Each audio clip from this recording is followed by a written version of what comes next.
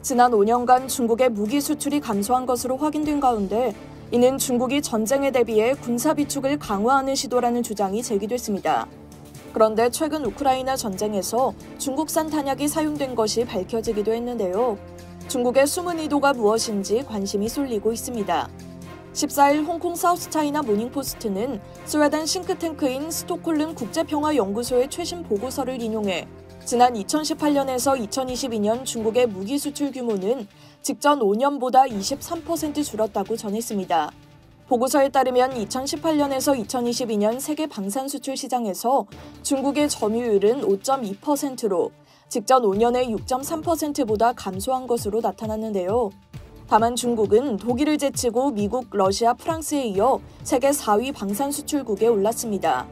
상하이 정법대 정치학과 니러슌 교수는 중국의 무기 수출 감소는 지정학적 긴장이 고조되는 가운데 중국이 자국 내 수요에 더 집중하고 있다는 신호일 수 있다고 분석했습니다.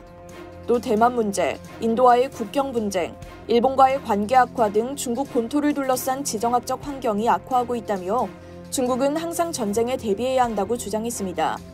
전문가들은 중국의 무기 수출이 감소한 것에는 코로나19의 영향도 있었다고 밝혔는데요. 이 교수는 팬데믹 기간 인력 부족 탓에 군수품 원자재와 완제품 수송이 중단됐을 수 있다며 중국의 방역 정책으로 군수품 생산이 중단된 것도 영향을 미쳤을 수 있다고 설명했습니다.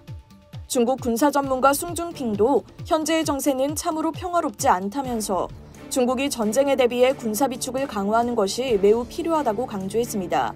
그는 팬데믹이 진정됨에 따라 중국의 무기 수출이 다시 늘어날 수 있다며 많은 중동 국가들이 중국산 무기에 더 관심을 보이고 있다고 전했습니다.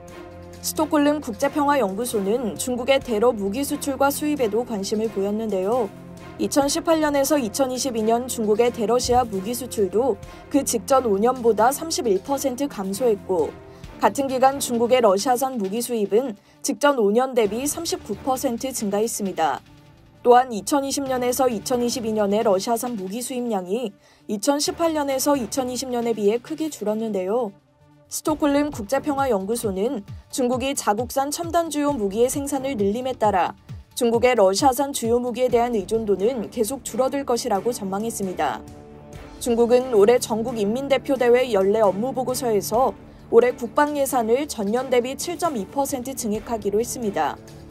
중국 국방 예산 증액률은 2019년 7.5%에서 2020년 6.6%로 하락한 뒤 2021년 6.8%, 2022년 7.1%로 잇따라 상승했습니다.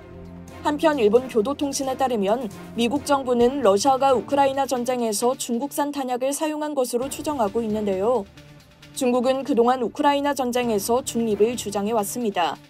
교도통신은 우크라이나 동부에서 전투가 격화하면서 러시아군이 심각한 탄약 부족으로 어려움이 가중돼 중국제로 보충한 것으로 보인다고 보도했습니다.